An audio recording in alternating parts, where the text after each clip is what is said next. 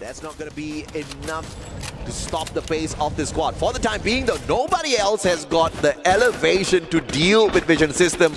But a couple of hook guns and a couple of jumps later, Vision System's going to be in a lot of trouble. But for the time being, the circle looks for them. Great positioning from the squad. The biggest winner right now on the map is actually Lost. They are uncontested, coming in from the northern side.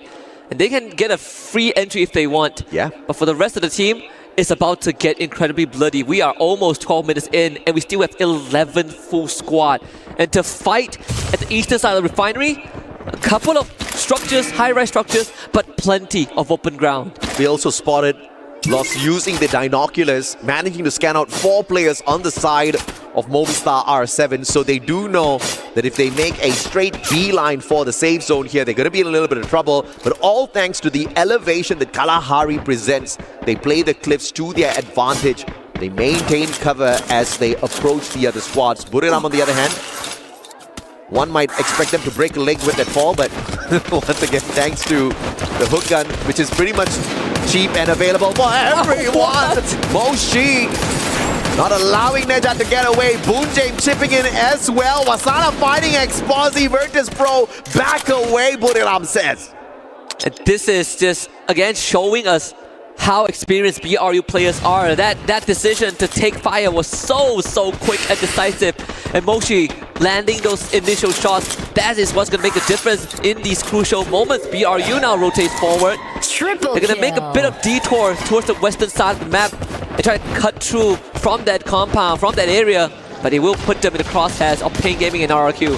Buriram has not looked dangerous in a while. Waiting for that prime time to strike, and I wonder when that would be. Onyx, the only team eliminated thus far, and Red Hawks are very close to the exact same fate.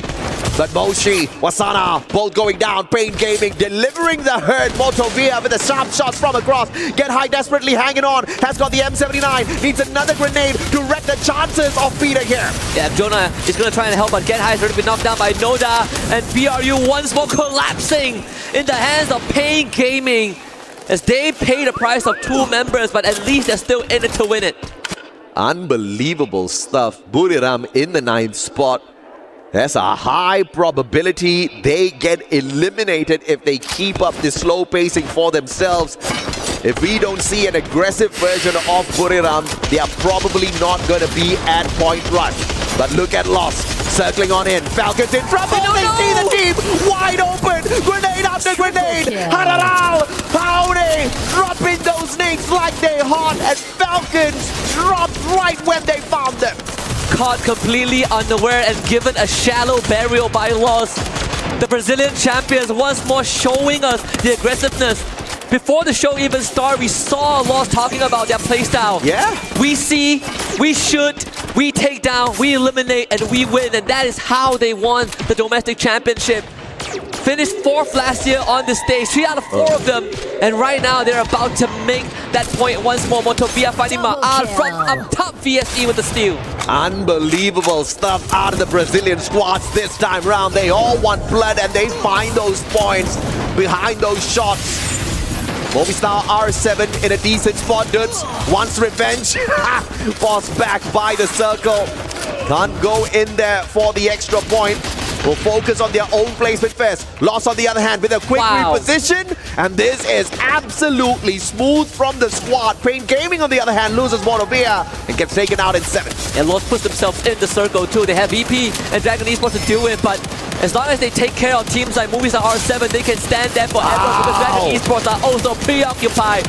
Like shooting free target. Welcome to the firing range of Dragon Esports. VSE and RQ having a tough time dealing with this team from the Middle East as Lost locks in their 15-point and counting. Again, you see Dragon Esports in the top 3, making the top 2, going up against the top dogs of Brazil. Dragon Esports, I don't care, even if they don't walk away with the victory over Lost here, they're winning my heart for sure. Aone with the grenade. Down on the ground, Rahone is going to finish this off all with the grenade launcher. Seafox does get a trade onto Rigby, but again, unique confirmation. Rigby ends up going down. Lost at 16, 17. Rampage for Haone, 7 under his belt. The aggression for Yasuo, he takes the fight straight to loss to take a gamble, but it did not pay off. The dice was rolled, but it was loss that comes out on top. Booyah! Once more, 3 for loss. 3 for loss, and the boys have found dominance up on top, and Raone has found that #1 Predator spot, kicking Russia into that second position with his aggression. Grenade launcher for the win. These boys are launching themselves into the hearts of fans all across the world. This is impressive. We know that loss is impressive, but the spotlight is slowly shifting over to Dragons Esports, I think.